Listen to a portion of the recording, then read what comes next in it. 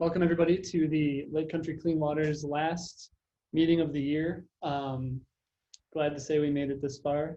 And it's nice to see you guys who I can see, and it's nice to see people's names who I recognize and know that people have hopefully been enjoying their lakes and rivers this summer and really had a good time out there. So once again, if you don't know me, my name is Brad Steckert. I'm the director for Lake Country Clean Waters, and I'll be hosting the meeting tonight, although we'll have some other really interesting presenters later.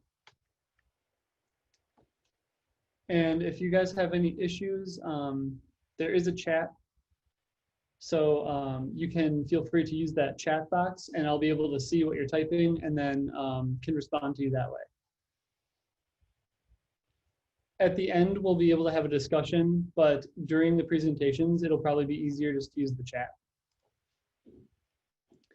So tonight is pretty short and sweet. We're gonna do our Lake Country Clean Waters announcements, and then we're gonna have an update from the AIS efforts in Southeast Wisconsin that happened over the summer. Then Captain Tim Tyre is going to present on the North Lake Preliminary Wave Study. It's super interesting information. We've been talking about it a little bit, and I actually got to see a little bit of this firsthand at the North Lake Management District meeting, and it pretty much blew my mind, and it was really, really cool. So I'm really excited for everyone on the call tonight to be able to see this. It's pretty awesome. And then, so yeah, like I said earlier, feel free to use at the bottom of your screen or maybe the top, there's a little box that says chat. I think it just says chat. You can just use that and type in, you can just use that and type anything in. And if you can't hear me well enough, just let me know. I can always switch the microphone if I need to. But for now, if I can see like a thumbs up from somebody, if you can hear me okay.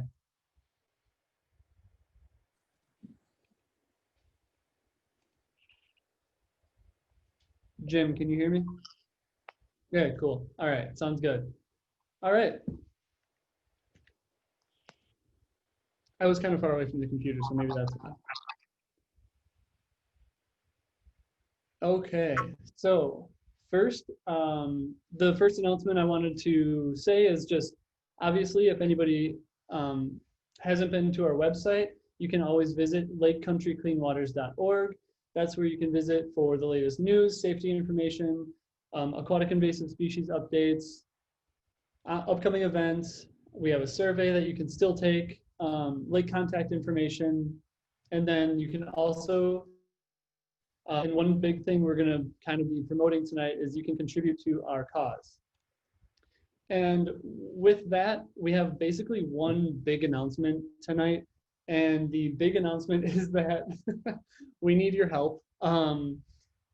Pretty much after this year, Lake Country Clean Waters will cease to exist, and that includes the quarterly meetings as well as the Healthy Lakes Conference if we don't get some help from some of our lake constituents. So our funding source is basically run out this year, and we've been working on writing DNR grants, except the DNR grant process has been totally held up because of COVID.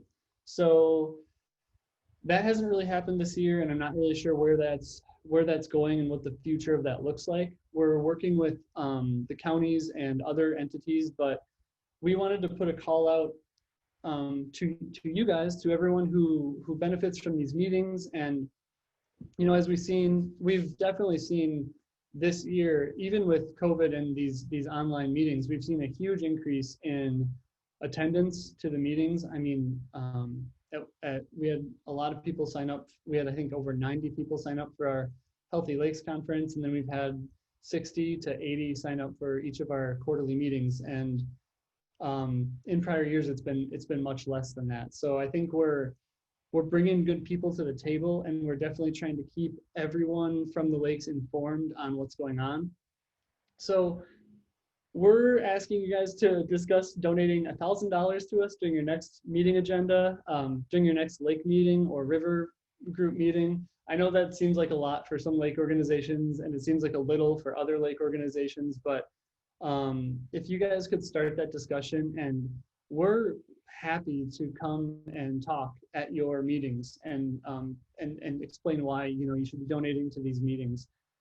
We think that they're really beneficial to get the word out there of what's going on in different lakes, and we want to have you guys help steer the conversation of how we're holding these meetings, and I think we have been when you guys see what North Lake is doing today. I think this is a really cool platform for lakes to kind of shine and really kind of explain the cool stuff that they're doing, and you guys to all share with each other. There's not really another voice out there that shares everyone in Southeast Wisconsin. So in total, I just got a question, how much do you need in total? And in total to fund about a year, it's about $30,000. And this year we haven't seen much at all. So really, just please consider donating so we can stay in existence. Yeah, and we're happy to attend your meeting. And you guys can email me at bradley.steckert@gmail.com if you have further questions, or if you want us to come to your lake meeting. So it could be us, it could be me, or it could be one of our board members.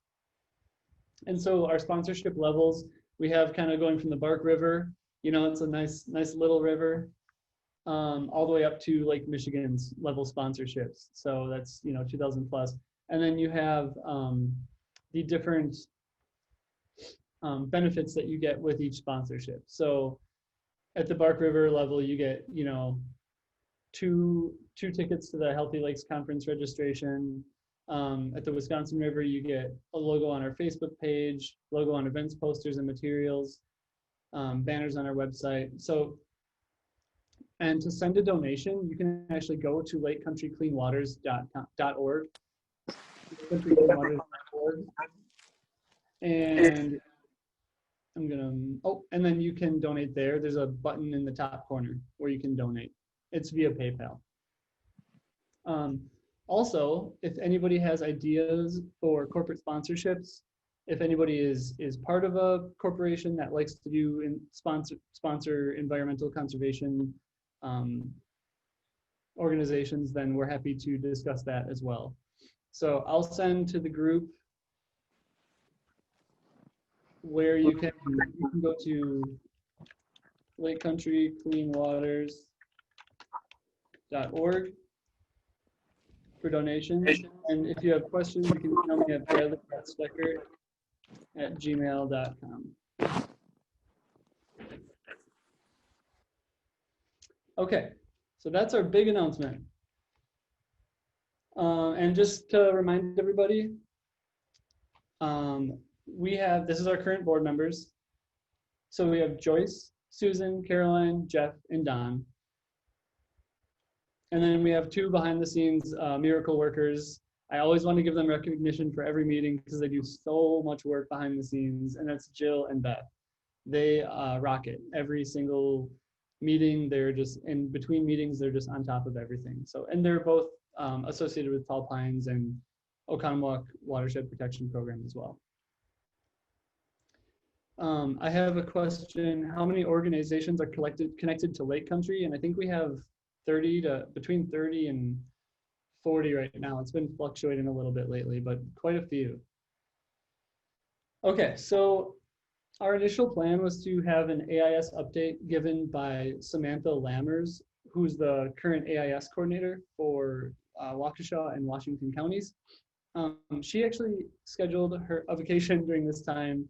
And then so we had somebody from the DNR that was supposed to present, but then they actually had to back out. They had a family emergency at the last minute, so they backed out. So they sent me their presentation. I'm gonna muddle through it as best as I can, and they tried to be as descriptive as possible, but we'll see how far I can get with it. And after that, Tim Tyre is gonna present on his awesome North Lake stuff. So the AIS update for Southeastern Wisconsin. And Sam Lammers put this together. So for statewide events, they had a combined, so this year because of COVID, usually the drain campaign and landing blitz are two separate events where interns and volunteers meet at boat launches and talk to boaters who are entering and exiting the lake about clean boats, clean waters. So in Washington County, combined, they had 85 hours. They spoke to 241 boats, which ended up being 459 people. And in Waukesha County, they spent 233 hours talking to 856 boats and almost 2,000 people. So that's during, the landing blitz is 1 week and the drain campaign is 1 day throughout the week. So over a course of 1 week, they spoke to that many people about cleaning their boat, draining the water out, and drying everything off before, so they don't spread invasive species to other lakes. And then in Snapshot Day 2020, that was a day in August, and Snapshot Day is a day where volunteers can go to different sites. Usually they're bridge sites. And I actually participated in Snapshot Day this year as a volunteer. It was super fun. We met at Retzer Nature Center, and we went out to, I went out with a group of 3 to a few different sites, and we went to a couple bridges, and we raked around, looked for invasive species. I think we found a total of 5 different species, a couple snails, some purple loosestrife, some Eurasian water milfoil. Nothing too exciting, no starry stonewort, luckily. Snapshot Day in 2019 is where starry stonewort was discovered in a different lake in Waukesha County. And, oops, bumped it with my elbow there. And so we had 10 volunteers in Washington County. We sampled 13 sites and got 7 voucher specimens. And in Waukesha County, we had 9 volunteers. We sampled 16 sites and had 3 voucher specimens. And voucher specimen just means that they were species that hadn't been found at that spot before. And big emphasis on no starry stonewort found. So that was a good one. So then waterfowl outreach is going to be kind of the next big thing that Samantha's going to be focusing on. She's going to have her interns and herself go down to Little and Lake, because those are where we see a lot of duck hunters and waterfowl hunters. So we're going to have interns down there giving out duck bands and talking to people as they're removing their duck boats and duck blinds, which can have a lot of invasive species on them. I remember when I did this, I was removing starry stonewort from almost every duck decoy anchor that came out of that lake. So it's really important work, and they're going to start that in October 3rd. And one of the reasons why I wish Sam was on the call is because I don't know how long they're going to do that. Usually when we ran it, it went into December.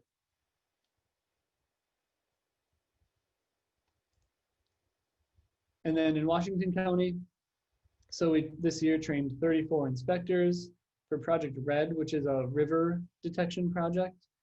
We had 1 volunteer and 5 upcoming volunteers. We had 3 starry stonewort hand pulls on Little Cedar Lake. And then we did purple loosestrife control on Bark Lake, which historically we've done every year. And then in Waukesha County, 17 inspectors were trained. New Citizen Lake Monitoring Network people were tester trained in Lower Neshota Lake. Starry stonewort hand pulls, so we did 2 in Nemabin and 1 in Okachi Lake. And then we also did the purple loosestrife biocontrol. So they were able to add 2 landowners to the control project, and we did the end of the year control with private landowners on Asheton Lake. And so, so I know because of COVID, they were out in the field a ton this summer. So they did so much surveying. They couldn't do as many outreach presentations like we usually would do as an AIS coordinator in the summer. So they did just way more surveying. And she wanted to explain what the early detection survey compared to the point intercept survey was. I think a lot of people know this, but I'm going to go over it real quick just in case. Early detection survey is when you go to a couple different points on the lake. Usually it's 5 different points on a lake, one being an inlet or outlet, and one being a boat launch, if there's a boat launch. You also want to test the deep hole. So the reason you do the inlet or outlet and boat launch is because those are the most common places where we would find invasive species. If it's coming into a lake, it's coming in from a different river, or coming in from the river or a different lake. And if it's near the boat launch, it's coming in at the boat launch because the other boats from other lakes are coming in and bringing it. Then you test a couple other sites. And when you test those sites, you either snorkel or scuba dive around the sites. And that's different from a point intercept survey, where a point intercept survey is where you actually go to each of these points. Hold on a sec. You actually go to each of these points on the lake and throw a rake down and sample the points at each one of these points and record each species that's there. So the point intercept survey is much more comprehensive, but the early detection survey gives us a good idea of what we're going to find with a point intercept. And in Washington County, early detection surveys, we had 1, 2, 3, 4, 5, 6 of them this summer. And in point intercept, we had 1, 2, 3, 4, 5, 6 point intercept surveys as well. So early detection surveys usually take about a day. Point intercept surveys, depending on the lake, could take weeks. When we did Big Muskego, it was like a 2-week survey. And then in Waukesha County, early detection surveys, we did 1, 2, 3, 4, 5. I keep saying we, but it was actually just the Washington County and Waukesha County invasive species team. I wasn't actually doing the surveys at all. I just want to make that clear. But they did 5 in Waukesha County and then 2 point intercept surveys in Waukesha County. And then for Clean Boats, Clean Waters, where they go and they talk to the boaters as they're entering and leaving the lakes, here's the total hours spent on all of the landings in Washington and Waukesha County over the summer. So Big Cedar, Big Cedar is the biggest lake in Washington County, and Little Cedar is the second biggest lake. I don't see what her asterisk means, but I think this little asterisk means they actually hired an intern specifically for that lake for the summer. And then hours spent on starry stonewort landings in 2020. So starry stonewort landings, obviously they want to focus on those so they're not spreading starry stonewort from those landings to other landings. So you can see in Washington County, they totaled 575 hours. And in Waukesha, they totaled 354 hours just on starry stonewort landings in 2020. Okay, so that's Sam's presentation. And then Amy also had a presentation that she was going to share. Hers is really short, and then we can get to Tim's presentation. I was trying to only take a half hour, so I'm pretty much on track. I'm at 6:22 right now. Okay, so for early detection, so that same explanation where they go to 5 points on the lake and then they dive and look for new species.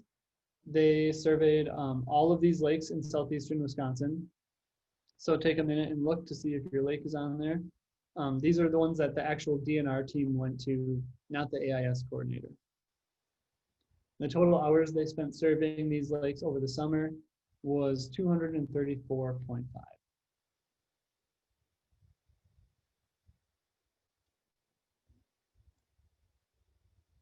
And then for point intercept surveys, here's the surveys that they did point intercept, or here's the lakes that they did point intercept surveys on. She made a note that this does not, the total hours don't reflect time for travel, decontamination, and preparations and data entry for all surveys. So these are the hours strictly on the lake surveying. And you can notice, what's something I notice about these lakes is they're all starry stonewort lakes, pretty much. So for DNR boat launch surveys, here's where they spent a lot of time. Here's where they spent time on the boat launches, doing Clean Boats, Clean Waters over the summer. So we wanted to give you an update on what has been going on, just a real quick overarching synopsis on what we've seen in southeastern Wisconsin for the summer. So I know a lot of people were curious as to what the DNR was doing and what the counties were doing with COVID. And so this is kind of what happened. It was pretty much business as usual, just with a lot less outreach and education and more surveying. So it was a lot of surveying. And then we do have a couple minutes for Jim and if anyone wants Amy Kretlow's number, she was the one I'm kind of presenting for her. but she's the DNR Southeastern Wisconsin liaison for water surface issues. So, and then Jim Keller had presented or had shared this slide. And Jim, I'm gonna find you, there you are, and unmute you. So if you want to talk for about 2 to 3 minutes on this slide, go ahead. Okay, can you hear me okay? I can hear you great. Great. We found starry stonewort at the boat launch between Upper and Lower Nemaven just a year ago, end of August of 2019, which launched us into, we feared that would happen in most all lakes. I'm sure they do fear that. And then, what do you do when you actually find it? So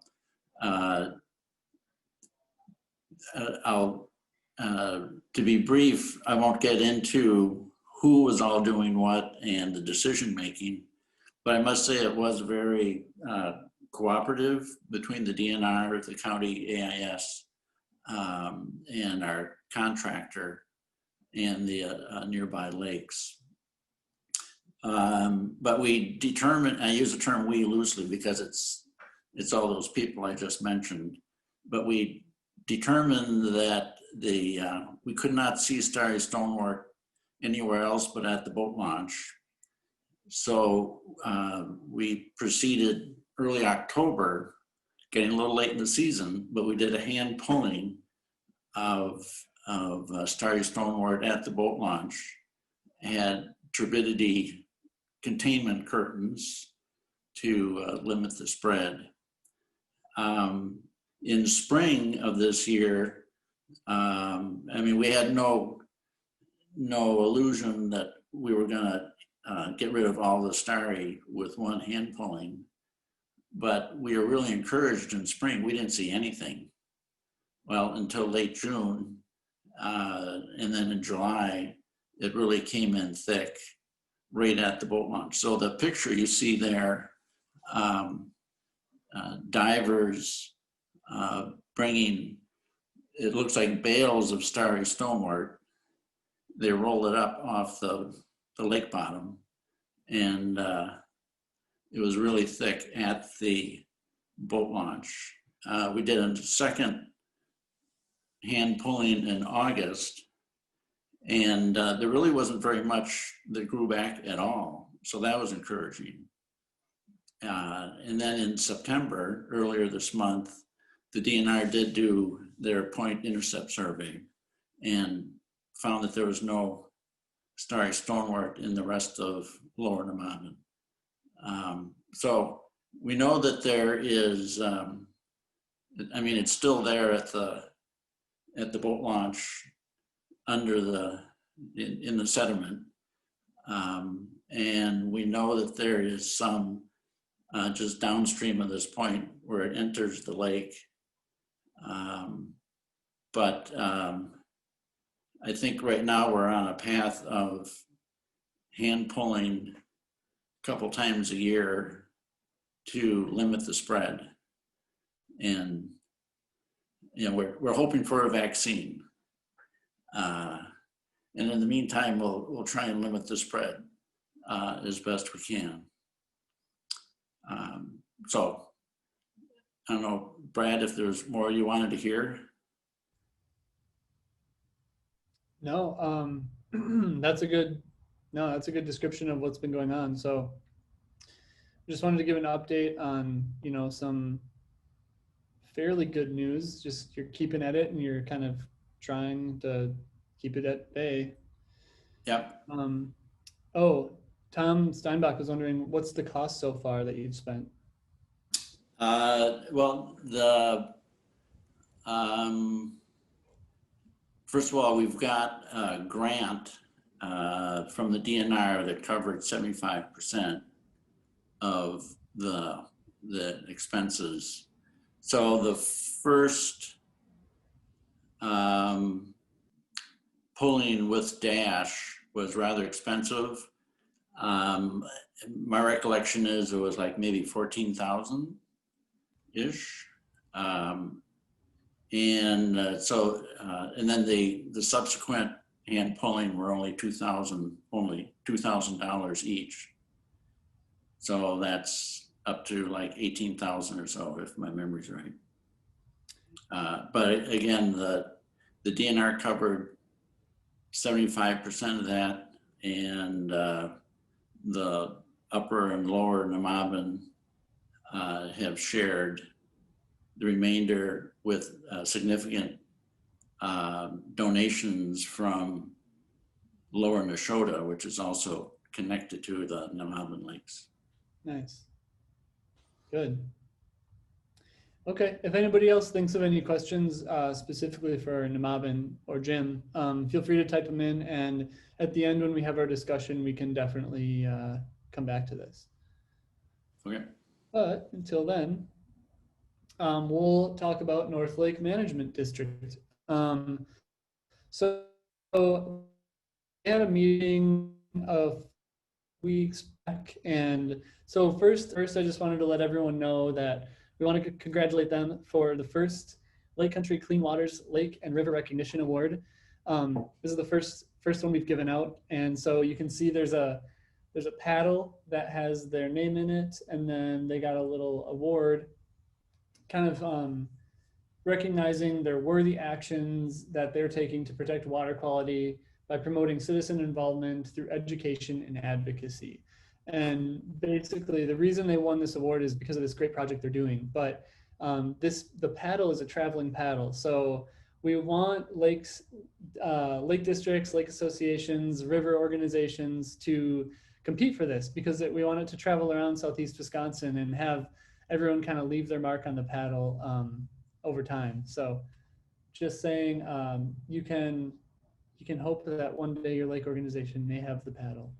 So with that being said, we're going to introduce Captain Tim Tyre. And so I wanted to read a little introduction.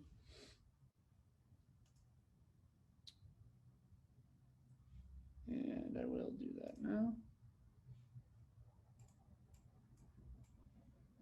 So Tim is a professional aviator and a certified flight instructor with fixed wing aircraft. In addition, Tim holds an FAA commercial drone pilot certificate. He provides flight instruction, which allows frequent flights over the Lake Country area, giving him a unique aerial perspective on North Lake. Previously, Tim directed the aviation science degree program at Carroll University. Captain Tyre is currently the CEO of Terra Vigilis Incorporated, which is a commercial drone company specializing in critical infrastructure protection and environmental drone survey work. Tim is a retired naval officer. Early in his career, Tim was trained as a psychologist. He has a distinguished record of research with publications in medical, scientific, military, and aviation journals. Tim and his wife Marilyn are longtime residents of North Lake. He has been involved in North Lake Management District efforts to manage protection of the lake and its shoreline, water quality, and safe boating practices. Captain Tyre co-chairs the North Lake Stewardship Committee, which seeks to educate residents on safe boating practices and the study the impact of guidelines to assure that his goal is met. So I don't know if you guys have ever met a more qualified person, but with that, I'm going to give it away and unmute you, Tim. I think I'm officially unmuted. Good. A unique experience to be unmuted. And then I'll just transfer you over here. It's just going to take me a second.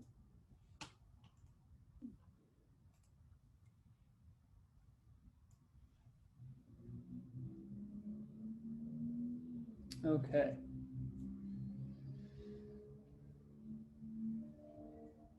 All right, Tim, you can take it away whenever you're ready. All right, sir. Thank you very much for the introduction and for the invitation to make the presentation to you folks.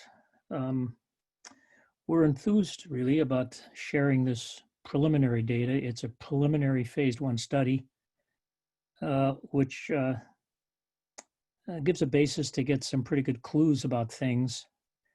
And it's predicated then on an additional 2 phases next summer and the following summer. So 2021 and 2022, we'll get a little bit deeper into this.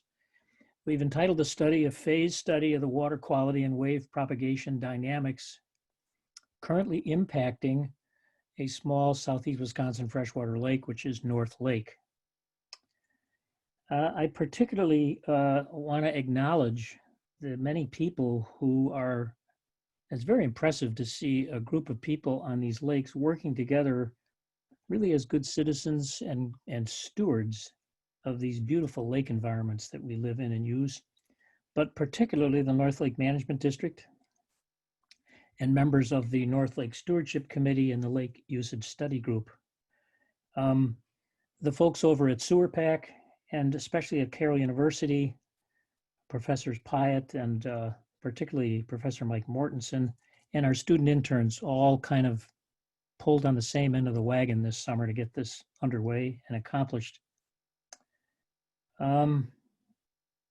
Mike Mortensen was unable to be here tonight, and so I'm filling in as best I can.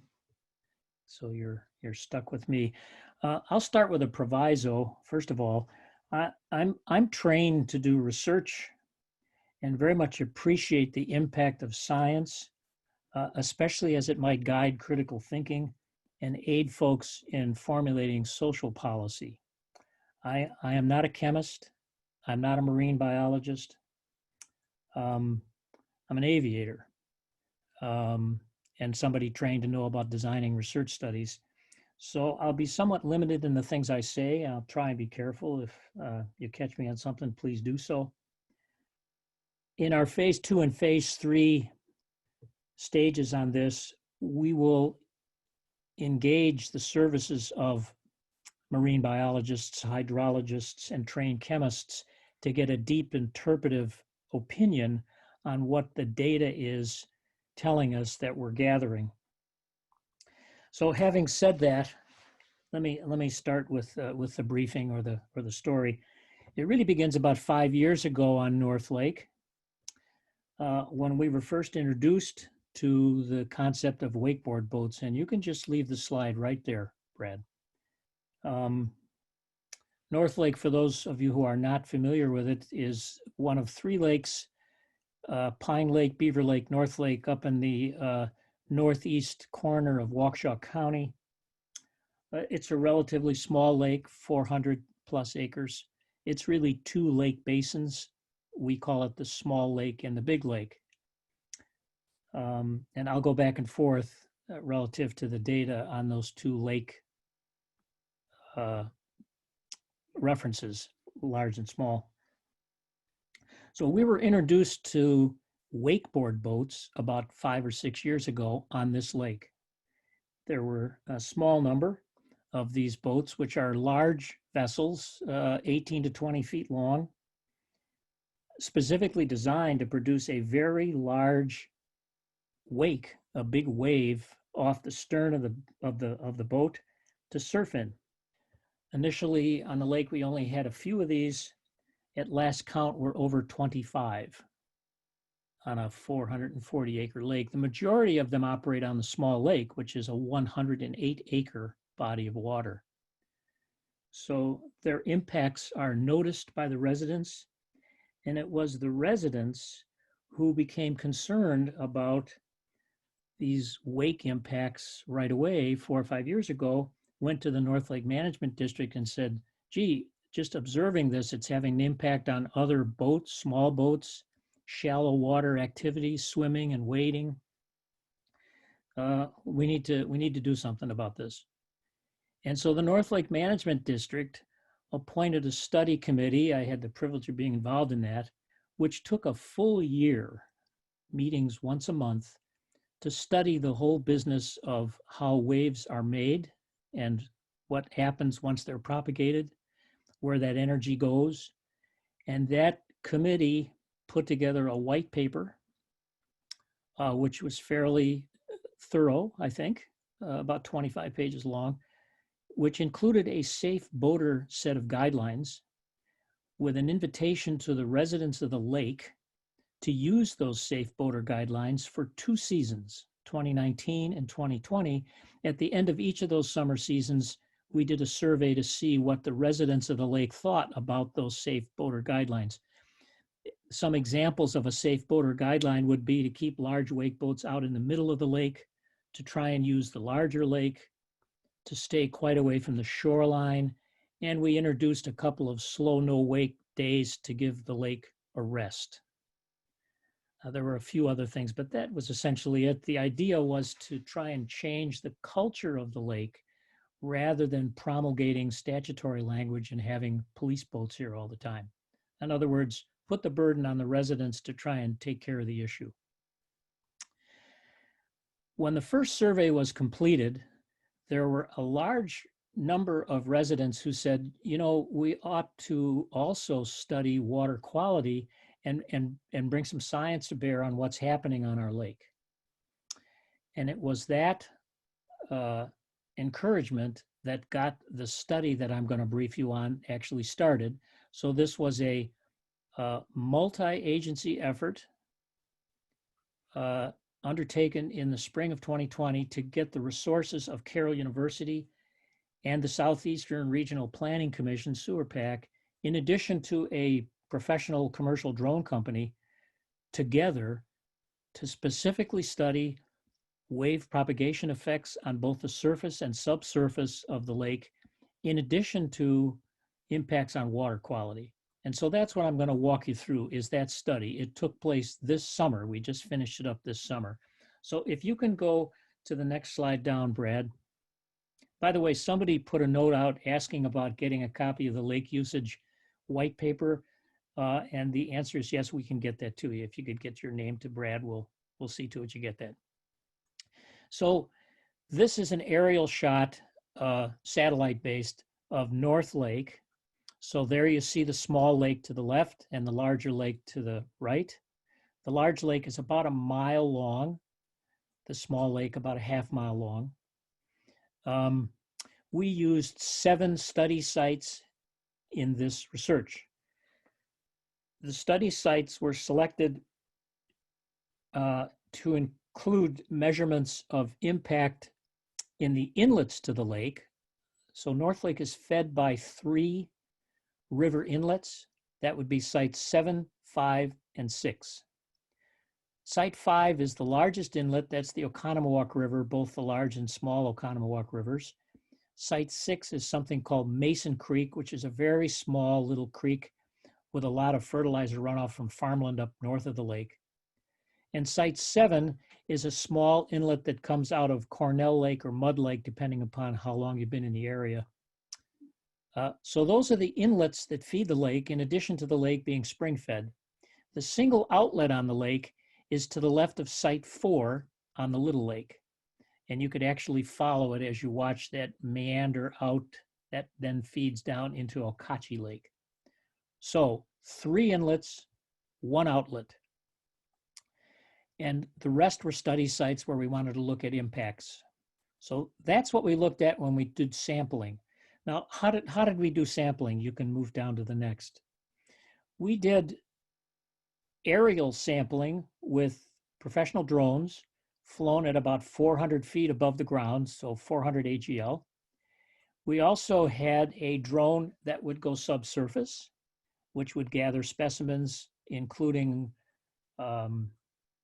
water samples themselves, in addition to dissolved oxygen, temperature, and we had a sonic sensor on that submersible that gave us wave height data. That system of technology has now been patented by our company. It's a kind of a interesting set of devices to use. So it allows us to fly in with an aerial drone and set the submersible down and let it go do its work and then be picked up again, all based on drone work. So the other technology that we used is on the next slide down. And that's the more traditional sampling techniques that are used for water quality studies. So that includes turbidity tubes, the Secchi discs, which are the pie plate sized devices on that table that have got color that is picked out. So those are dropped down into the water. And when you can't see it any longer, that's a water quality measure. Then we had a number of cameras that are set up all throughout the lake. And we had traditional multi-sensor probes to get pH and temperature. So that is the technology that was in use.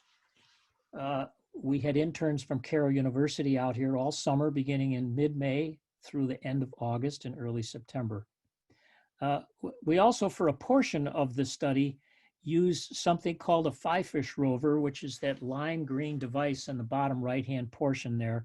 That's a submersible with a tether line that will allow it to go down to 100 feet.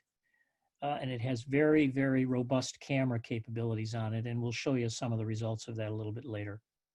So we were out here several times a week for up to 4 months. And we gathered preliminary results that I'm going to walk you through now across 4 primary domains of study on this lake. The first of which was, what is the actual science on these waves that are being propagated? We knew from the surveys that we did that the vessels that are in use on this lake in some significant percentage include pontoon boats, ski boats, personal watercraft, and wakeboard boats. So we took the 3 that are capable of propagating waves and studied them pretty carefully. And if you can just stop there, Brad, now I'm going to kind of walk folks through all those numbers, because at first it looks like an eye chart that'll give you a headache. There are 3 columns of data here. To the far left is one labeled, I guess we lost the deal. Just 1 second, sorry about that. Yep, no problem. Something switched off, so I need to just click on something else here. I will stand by smartly here. Okay, sorry about that. So in that first vertical column to the left, we have got measurements here of wakeboard boat waves and their characteristics. We were interested in wave length, which is the distance between the crests. So if you look right below there, you'll see a colored diagram that explains what wavelength is. So that's the total length between the crests of the waves. Then we were interested in the wave height, which is the distance from the lowest portion of the wave to the highest portion of the wave. That would be the wave height. And then finally, we were interested in the time it took between crestings. So how closely spaced are the waves, essentially? So if you look at the data under the wakeboard boat wave, what you'll find, and by the way, it's graphically displayed where his little cursor is moving through now, what you'll find is a much higher wave with longer times between crests and a kind of a slowed frequency or amplitude between crests. Now, what does all those numbers and language really mean? If you've ever seen a wakeboard boat wave, what you know from looking at it is that it's a very different wave than any of these other vessels. It's much larger, it is much higher, and they travel a long distance, which is a particular problem on a lake like North Lake, particularly on the Little Lake, because the Little Lake on North Lake has completely around its perimeter a shelf that goes out about 100 feet, which is about 3.5 feet deep, and then it steeply drops off into a deep basin. So what happens with a wave which is propagated from a wakeboard boat, specifically designed to produce a big wave, is energy goes up, which pushes the water up high deliberately so you can surf behind it. It also has energy which pushes water and energy below. And that energy then extends out from where the wave is being produced to the shoreline. On a lake like North Lake, the energy below the surface that you don't see, you maybe would never see until it gets to that shelf. When it gets to the shelf, the energy is pushed back up. And so the wave reappears. And we'll show you some video on this so that again, you can understand by looking at it what specifically I'm speaking about. Those waves are very different from a physics point of view than the waves which are produced by pontoon boats and or the waves which are produced by jet skis. Jet skis, the waves are closely spaced and don't have much height. Pontoon boats, depending upon their speed, which is typically slow, have about the same amplitude, but not nearly the height. So wakeboard boats make a very different wave, kind of the obvious if you live on a lake and you watch what these boats do. So let's continue on down, and I'll show you now an aerial view. So this is at 400 feet above the surface, 400 AGL, and this is the same area being measured. And what you see in the bottom left is a traditional water ski boat and the kind of wave it produces. To the top right, you see a wakeboard boat, which is, again, higher, longer distances between the waves, and more energy subsurface. And then finally, in the bottom right, you see jet ski wave, which is small and amplitude is close. So they're very, very closely spaced. Very different waves with very different effects on shoreline, on other vessels, and on the subsurface of the lake. And we'll show you in more detail what that actually means. If you could move down now to the next slide, Brad. So the next slide is interesting. Why don't you wait before it starts? Because I want to explain how to use this when you look at it. So here, we wanted to give people an opportunity to see simultaneously in all four quadrants what a wave does. What it does on the surface of the water, what it does as you would see it from the shoreline, top right, what it does under the water in that shelf area. So that's a submersible drone sitting in about 3 feet of water on the bottom. And then you see an aerial view. Now the aerial view that we produced here, we tried to aggregate the kind of waves that are produced from both a pontoon boat and a jet ski simultaneously. So we tried to make a big wave very close to shore, much closer than they would be expected to be at. People would get all excited if they were that close. So this was done for the study. So a pontoon boat is in the lead and a jet ski is about 75 to 100 feet behind it, cutting left and right. So when you look at this, what you're looking at is real time. All four quadrants are viewing the same thing simultaneously. Now you can play it, and Tim, I'll try and narrate as we go through. I just want to point out one quick thing where this this subsurface camera sitting at the bottom is sitting about right here. Correct. And That's then correct. this camera facing out is about right here facing this way. That is correct. So I just wanted people to know that.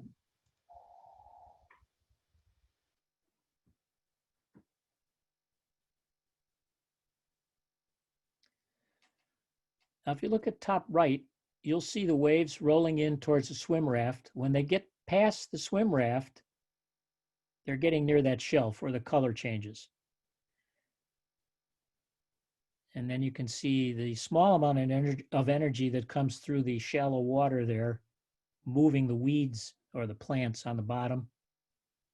And finally, you'll see if you look straight across to the pier where the gentleman is standing, that's about the height of the wave that gets produced by the aggregation of both a pontoon boat and a jet ski at the same time in close. So not a significant problem. Okay, let's go down to the next 4 slides. Now what you're going to look at is the same thing set up the same way, but this time it's a wakeboard boat, and the wakeboard boat is 300 to 400 feet out from the shoreline. The pontoon boat and the jet ski were very close. This is about 300 or 400 feet out. So there's the wave propagation. Now I would draw your eye to the top right quadrant and you'll see the wave coming in.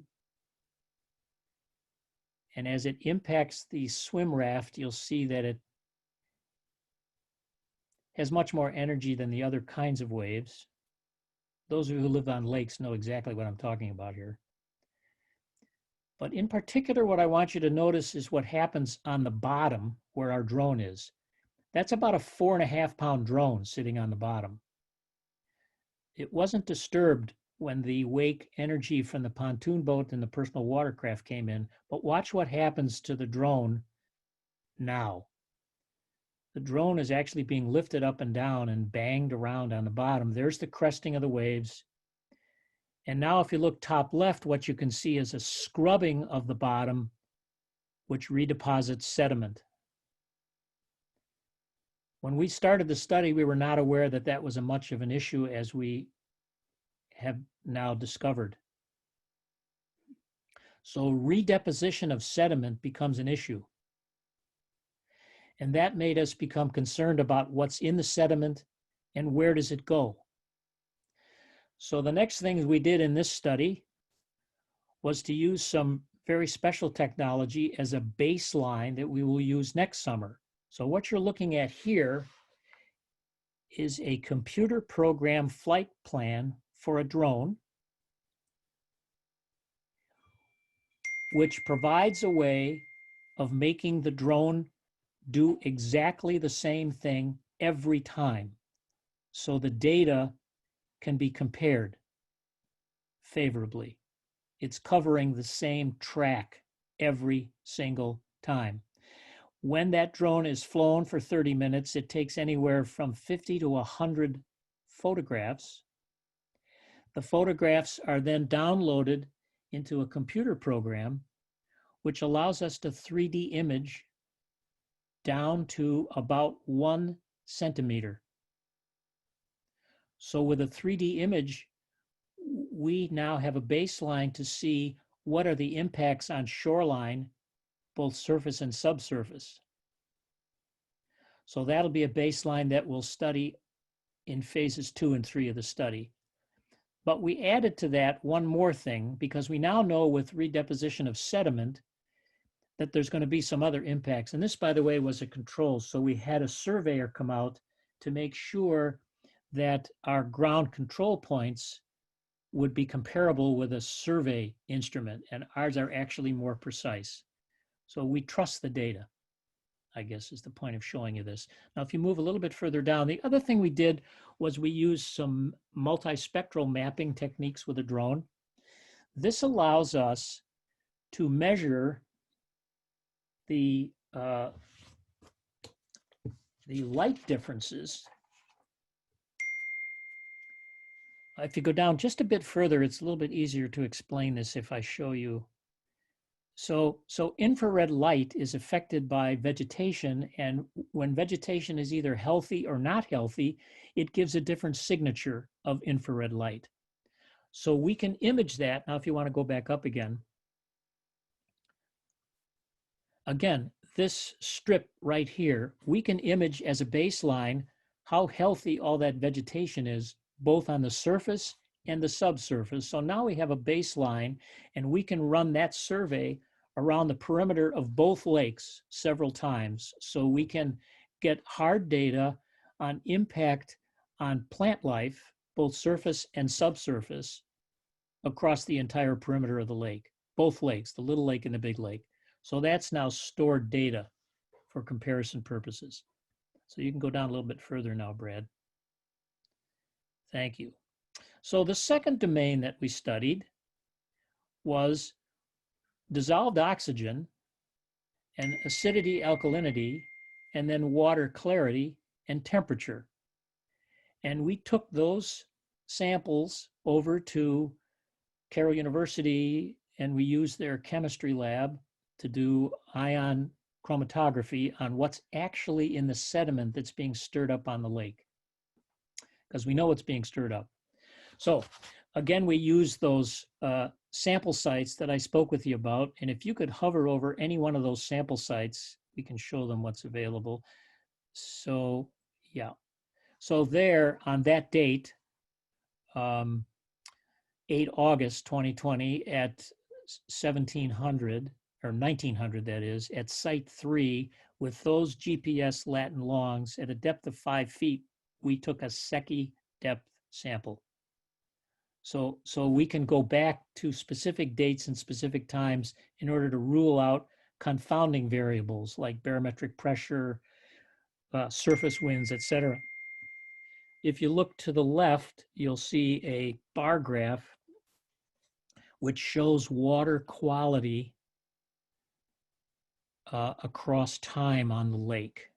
So in mid to late May, we were getting secchi depths at those 7 sites, or 6 sites, around 12 to 15 feet. Pretty clear water at the beginning of the season. By the end of the season, which was on the far right of the bar graph, we were getting secchi depths of about 5 feet. So clearly the lake clouded up. There was a lot of stirring of sediment through the summer, and that's why the water clarity, among other, for various other reasons, the water clarity went down. It's impacted by temperature and some other things. But now, again, we have hard data across time on water clarity at those 6 sites. Now let's go to the next slide. So then we became concerned with dissolved oxygen and temperature. And again, we used those 6 sampling sites that I've been speaking about. And here what you see is dissolved oxygen and temperature. The one very high spike of dissolved oxygen, which was in late May, so one that's very high, we had a bubble on the sensor probe, and so that's an artifact. So you can throw that data out. But otherwise, what you see is dissolved oxygens that are in ranges which are actually not too bad. They're not too bad. Dissolved oxygen we want to have in the 9s, 10s, and plus, because that promotes healthy habitat life. It promotes fish life. So if you go down just a bit, you'll see a chart we put in here. So this is parts per million of dissolved oxygen and the levels that promote fish life. The only downside to the data, and because it was a preliminary phase, we didn't do it any more than this, it's surface level sampling. So we've got dissolved oxygen within 1 to 3 feet from the surface down to about 3 feet. We did not go deep.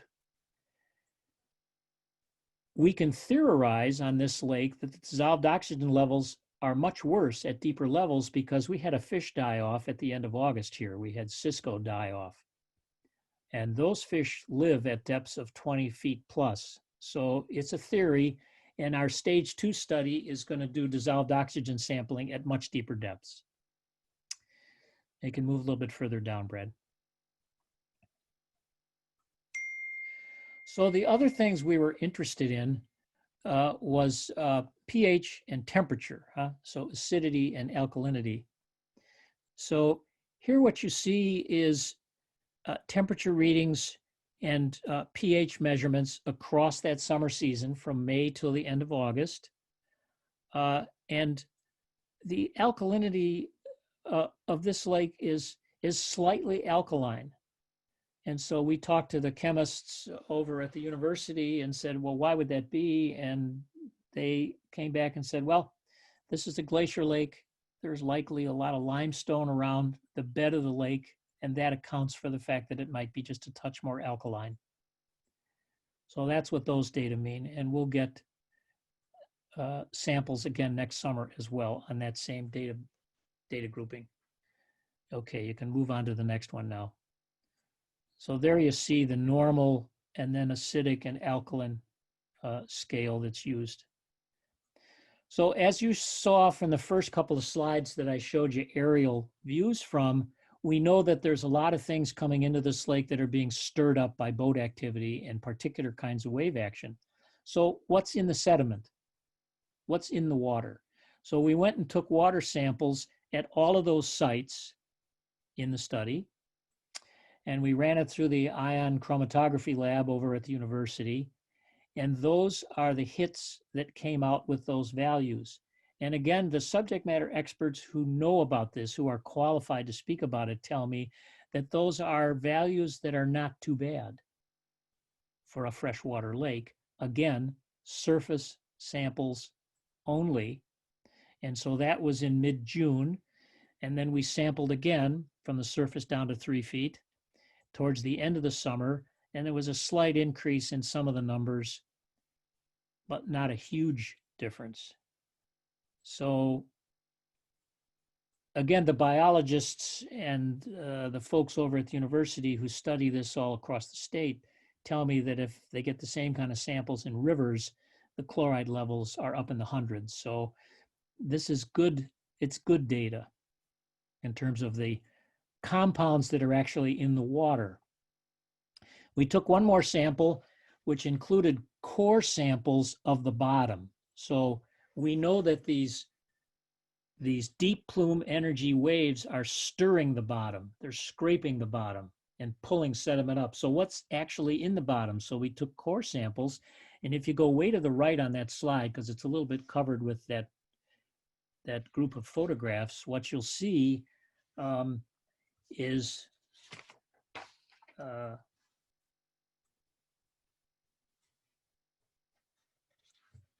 I can't make it out. There it is. Okay, organic carbon content. The formula to make that, you have to shrink the table, Brad. Sorry. There you are, organic carbon content. Now, the formula to come up with the percentage that would be usable for interpretive purpose is 100 times those values. So we were within that 3 to 5% organic carbon content on the lake sediment bottoms. Now, if you remember from the very first slide that we started from, if you want to scroll back up to that real quick. So that's Wildwood Point on North Lake. That's a reef that extends from the south to the north, slightly northeast to southwest. If you watch where his cursor's moving, that was taken in early May, and what was happening there, because the water gets only about 6 to 8 inches deep at that point all the way across, is the nutrients that are being pushed over from the plumes that are created from the boat activity was actually feeding plant growth. So there were healthy plants all along that point. That runs about, maybe 400 feet or more.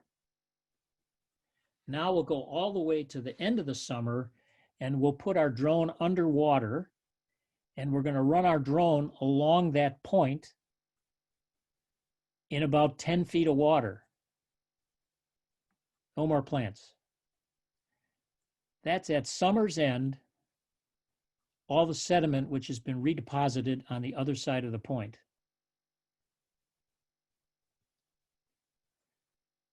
I'm neither a hydrologist or a marine biologist.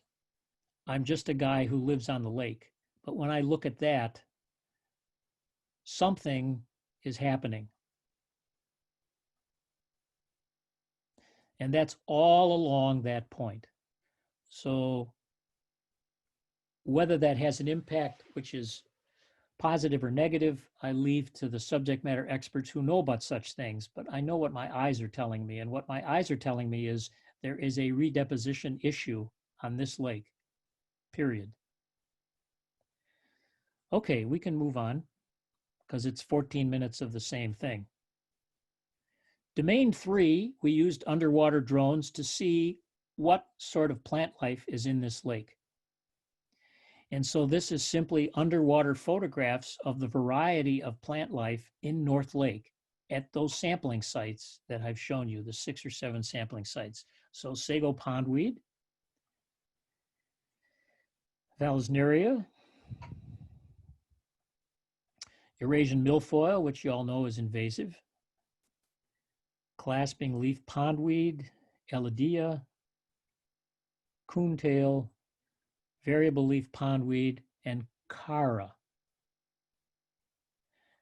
We want to do a better job of understanding what those plant life species do relative to water quality, whether they absorb phosphorus or other things that would actually help the lake heal itself.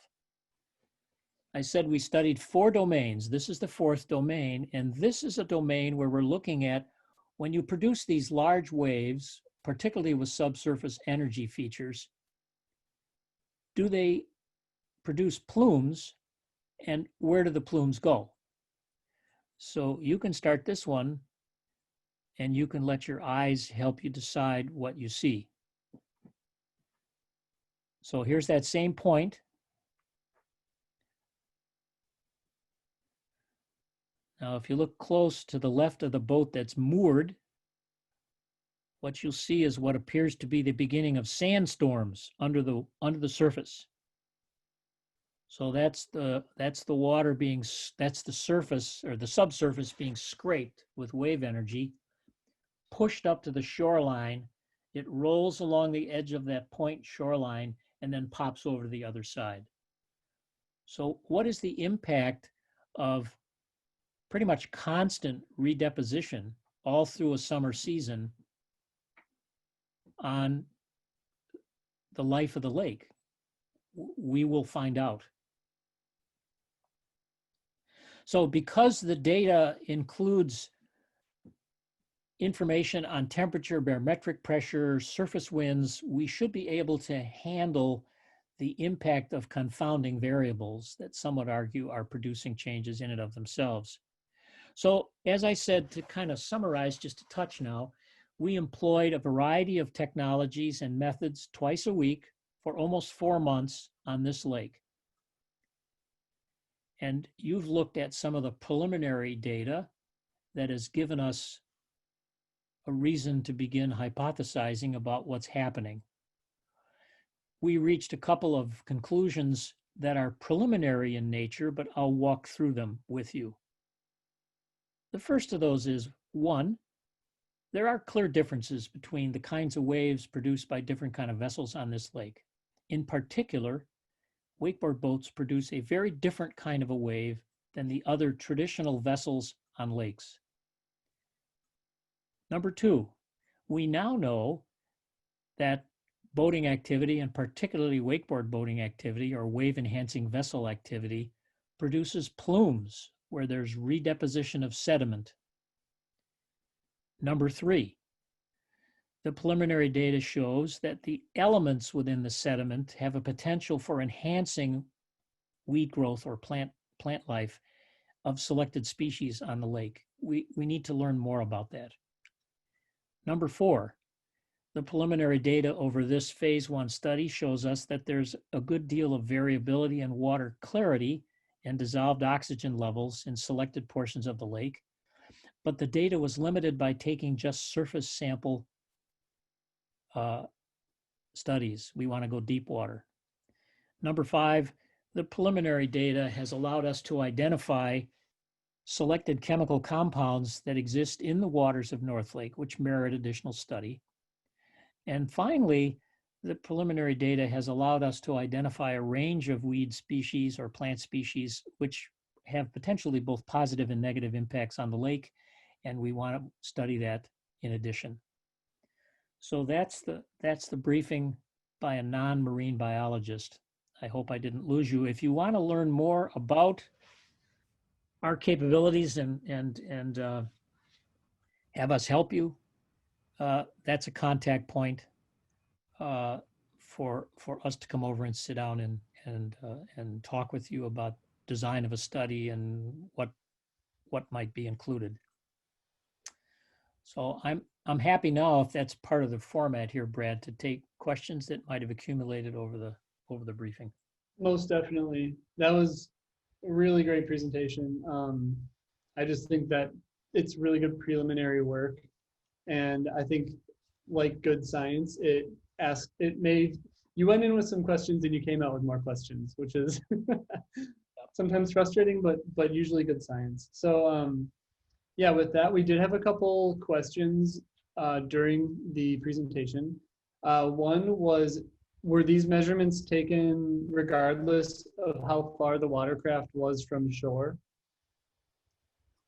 When we did the studies that you saw quadrant photographs.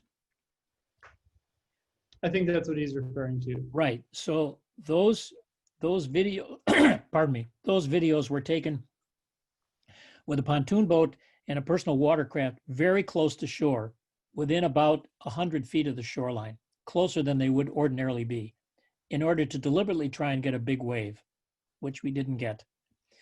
The other videos were taken at the typical distances from the shoreline that wakeboard boats operate on this lake. One of the recommendations of that Lake Usage Committee, which was the Safe Boater Guidelines, was to stay at a minimum 200 feet away from the ends of piers, which put them about 300 feet out in the lake when they're operating properly. And more often, we've encouraged people with big wakeboard boats to stay out in the middle of the lake or not use the little lake at all, get into the big lake. There's more room for the energy to dissipate, and we don't have as much of a shelf issue. But specifically to answer the question, the pontoon boat and the personal watercraft were in closer than they would ordinarily be, and the wakeboard boats were out at the distances that they typically operate at. Awesome. Somebody asked if these slides will be available to use, and yes, they'll be posted on, Tim and Amy gave me permission to post these on our website, so they'll be posted next, in the next week or two, probably within the next week. So you can visit lakecountrycleanwaters.org and you'll see those. Somebody asked, does the water depth change with the redeposition of sediment? I do not know that answer to that question. I think that's a good answer. Okay. A lot Can of. Oh, yeah. Can I ask something a little bit more about that question, if it's okay? Yeah, go ahead. I noticed that at the lake I'm on, that we have a sandbar, and this summer, we had a lot of boats out this summer because of the COVID and stuff like that, and those wakeboards certainly were part of it, and that all of a sudden the water became much shallower in the inshore from the sandbar. So, and it became, whereas before in other years, you would get off the sandbar, you would go down deeper, then you'd work your way up and become more shallow toward the shoreline. And this time now, it is all covered and it's almost the same depth. And we had a whole row of zebra mussels that sort of attached themselves in a current, and they were all covered and gone, which I thought, you know, and so your study is so interesting for me on that point of view. Thank you. Am I still muted or can I talk here? You're still good to go. Okay, so we did not specifically study that, but I would say trust your intuition. I'm familiar with the Mississippi River. I went to school up in Minnesota along one of the river colleges there. And with the current in the Mississippi, the sandbars move all the time. And so the barge traffic on the Mississippi River is constantly rearranging its navigation lines because they move the aids to navigation on the river. You know, the Army Corps of Engineers does that because all that stuff moves with currents. So if you could understand wave energy as a kind of a current, it's a good hypothesis that the increased boating activity and especially the deep energy plumes from wakeboard boats may be having an impact on shallow reefs and changing their features. It wasn't what we studied, so I don't know for sure, but it would be a worthwhile thing to look at. Thank you. Yes, ma'am. Thank you. I would also think, and I haven't studied this personally either, but redeposition of sediments and nutrients also could promote, you know, plant growth and root growth of other plants that would come in too. So that could, and then continue to propagate further populations of plants and then further populations of sediment kind of embedding within those plants and plant roots as well. Okay, so then we have, where are we? Oh, I'll get to this one in a second because it's going back to the Namabin study, but this one is from Jill. What size lake would you be able to what size lake would be able to handle wake boats without much damage to shore and stirrings of sediment? I don't know for sure. I know from living on a lake that's 108 acres, this doesn't seem to be a lake that likes it. I'm talking about I'm speaking for the lake. You know, so small bodies of water where there's nowhere for that energy to really dissipate, there's an impact, it's clear. So I also know from looking at studies when we did that lake usage study over a full year that there's a lot of concern in waterways and rivers for wakeboard boats. There's a lot of places out on the East Coast that will not allow them to be used because there's such a significant impact in a shallow water river on the shorelines. But again, that was not part of this study. Yeah, good answer. That's a tough question, and that's a really big policy mixed with science question. So that's a good one that hopefully someday when you're through all the phases of this study, maybe we can get closer to answering that question. Yep. The presentation will be recorded. We got a message asking that. Do we have data on, and it'll be recorded and posted on the website. Do you have data on wave height with 2 or more wake boats traveling near each other? We do not, but we know that they potentiate one another. We also know that there are differences between types of wakeboard boats. So some of the wakeboard boats flood the stern with anywhere from 3,000 to 4,000 pounds of water. And they are designed specifically to make a very high wave to allow for surfing. That ballasting that moves around can be controlled by an onboard computer. So these are very expensive vessels with a lot of technology associated with them. So they can make deeper or higher waves. One of the things we're going to study next summer specifically is how precisely deep that plume goes. We took one stab at that this summer, and we know that it doesn't go 70 feet down. That we can say with certainty. But my suspicion is that it goes down much deeper than a conventional outboard motor because it's designed to do that. Really interesting. So we're going to study that next summer with specific cameras at various depths. So we'll have hard data on it. Interesting. Okay. What are your thoughts on how to best limit boat wakes in the future, assuming that the data indicates a disruption of sediment and negative effect on fish or weeds? And Danielle, we know it means aquatic plants, not weeds.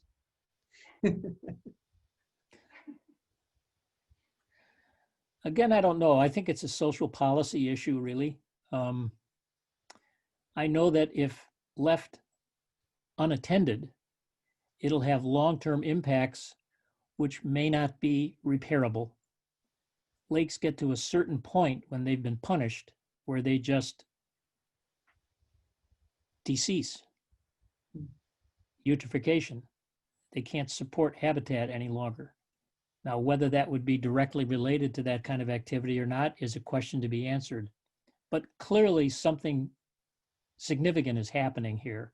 And there's a lot of people that are concerned about it. I get information from many different sources. I know in the state of Minnesota, there have been 3 different efforts to have wakeboard boats outright banned on lakes. They've not successfully passed the state legislature in Minnesota, but there is concern. I'm just hopeful that the science actually guides the decision making rather than lobbying dollars or strong opinions. Sure. Do you have data on erosion of lake banks? Bob has noticed on Little Cedar, on his lake, he's noticed considerable erosion. We're gathering data on that. That's why we did the multispectral analyses, and that's why we did the 3D imaging. So we now have a basis of infrastructure to compare against, and that'll give us comparisons over time. So we'll have hard data on that at the end of next summer's study, phase 2 study. It would be awesome to see too, and this is just personally a personal note, like a restored shoreline or like a shoreline with like a good root system compared to a shoreline of mowed lawn where there isn't much of a root system, you know, just to see the difference of, versus even a shoreline of riprap, you know, just to see the difference of waves and once they hit that shoreline, how they act. We've lived on North Lake for almost 40 years. When we first moved here, the water was crystal clear, and the bottom, which was marl, was almost sandy, and there was no give way.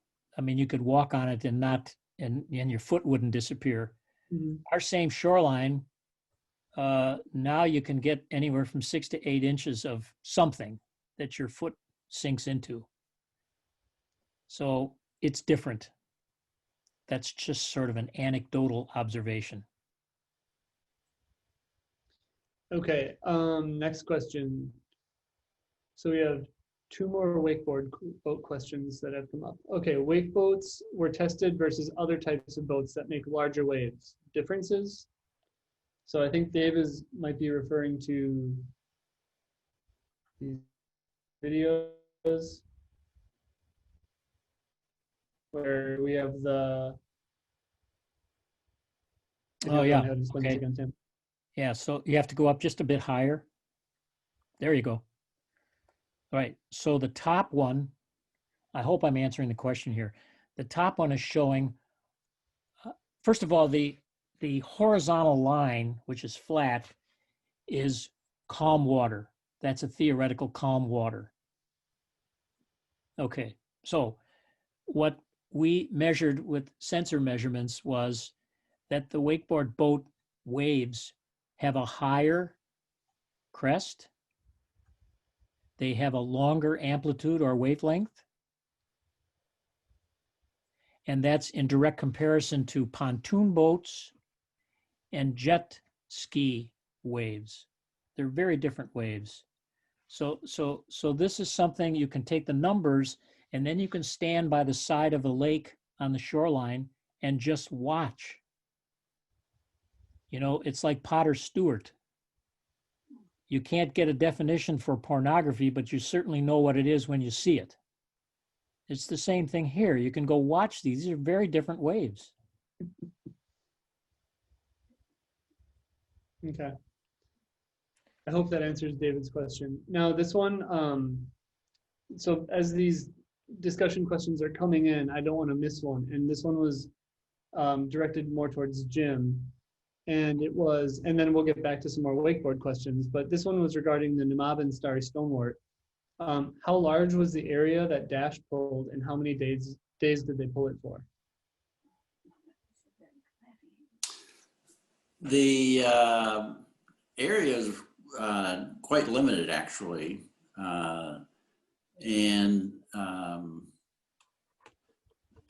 you know, the boat launch is in the channel that connects upper Nemaben to lower Nemaben. And it's, I don't know, you know, if it's 50 feet wide, and the space, it's nestled in between Freeway Bridge and the county road.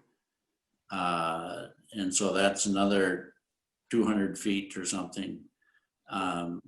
Really quite limited in area. And so we were very concerned that we wanted to keep it limited and reduce the population there before it had a chance to spread downstream into lower Nemaben, or, you know, on an anchor heading upstream into upper Nemaben. And the work done on the last October, which included the Dash, so that's a hydraulic pump / suction device that helps gathers up the material, and it's captured in large dumpster-sized bags to dewater. You know, so it was like a day to set that up and a day to take it down, and a day or two of actually doing the work. The subsequent hand pulling were one-day efforts of 2 or 3 divers and some support people. Good. Awesome. Okay. All right, cool. Thanks, Jim. All right. Are you, this was back to Tim. This message is from David Baldus. Are you aware of the study that is being done in Minnesota? Can you collaborate? I don't know, about this study, David. So if you want to tell us more about that, and if Tim, if you know about it, go ahead. I know there's several studies that are underway. I'm not sure which one he's speaking about.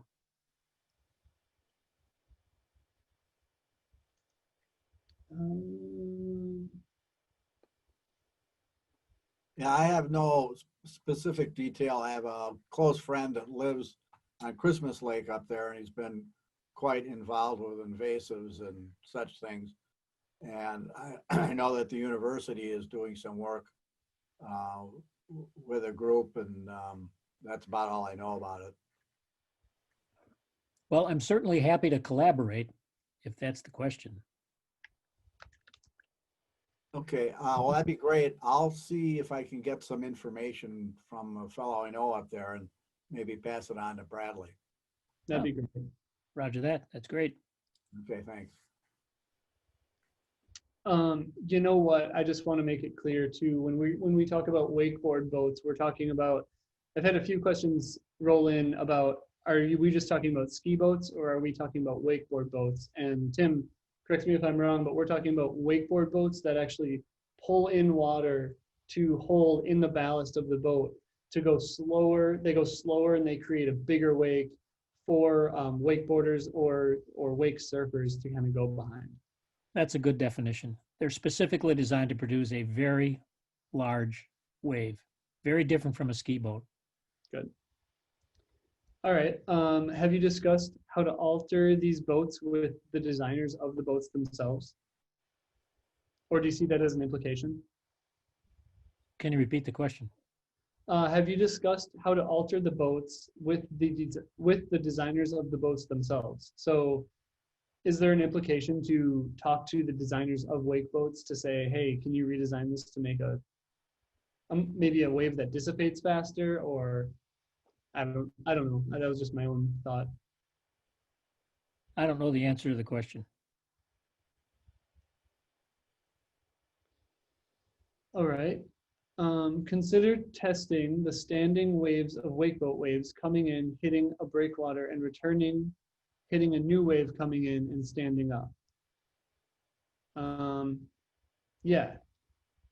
Caroline, if you want to explain that a little bit yourself. All right. Waves have, like you say, have a tremendous amount of energy in them. And if you have one wave coming back and hitting the original waves, you know how the waves are coming in your pictures that you were showing. And when they hit the shoreline, they return out again. And so if you're looking at this, the waves coming in from the wake boats, do they also alter and do something to the bottom of the lake when they come back out again? So you have like waves coming in, waves going out and hitting one another. They become standing waves where they transfer the energy and create a new source of energy that probably wouldn't have been there before. If that makes any sense to you? It does make sense to me. So my understanding of the physics of waves, I'm an old Navy guy, I guess. If you're creating a wave with a lot of energy, which hits a backstop, now you've created a secondary wave. One potentiates the other. Both of them have got bottom scrubbing features. And so we will be able to tell you specifically how much impact that's having on erosion along shorelines when we use our multispectral and 3D imaging at the end of next summer. We'll have hard data for that, but just looking at it intuitively, I think the answer would be yes. Thank you.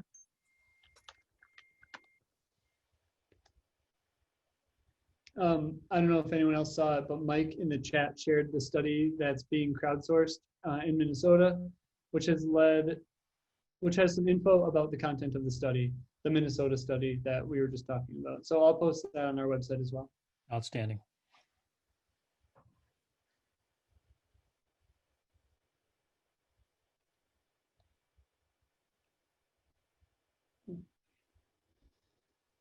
Any other questions? I have a statement I want to make towards the end of this, Brad, when it's time. I think it might be time right now. Okay, so if you step beyond all the data, the science, and you just reflect on the fact that this is human conduct which is producing these impacts, this becomes a change in human behavior, which is very complicated business because these are expensive boats.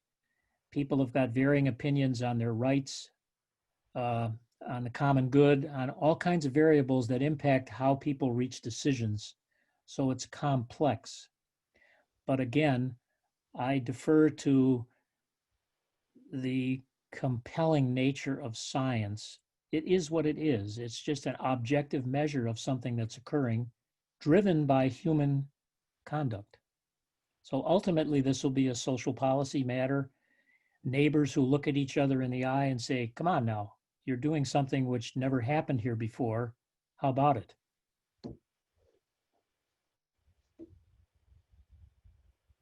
That's perfect. I mean, that sums it up very well. Thanks for the opportunity, Brad. Appreciate it. Yeah, thank you, Tim. We really appreciated having you talk on the subject. It's super interesting, and I'm sure as the phase 2 and phase 3 happen, I think all of us will be kind of waiting to see what happens and looking forward to seeing, the future of this. And you have a lot of people saying great job, some of them private, some of them not. So really great job, really great presentation. I think this is put together really nicely. And yeah, if there are more questions that people think about after, feel free to email me. I can put my information back up here.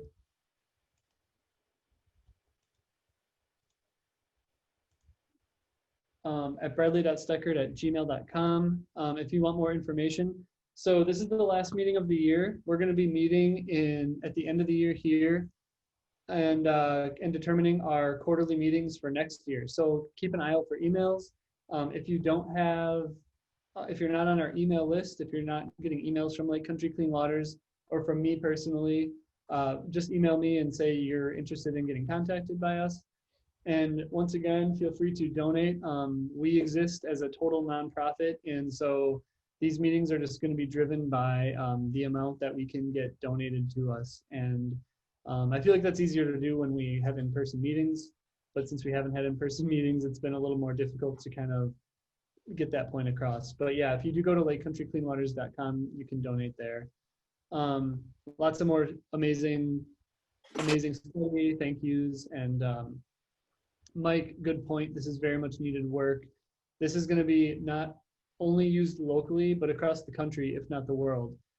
This isn't being studied widely, and so that's really cool that you guys are doing this.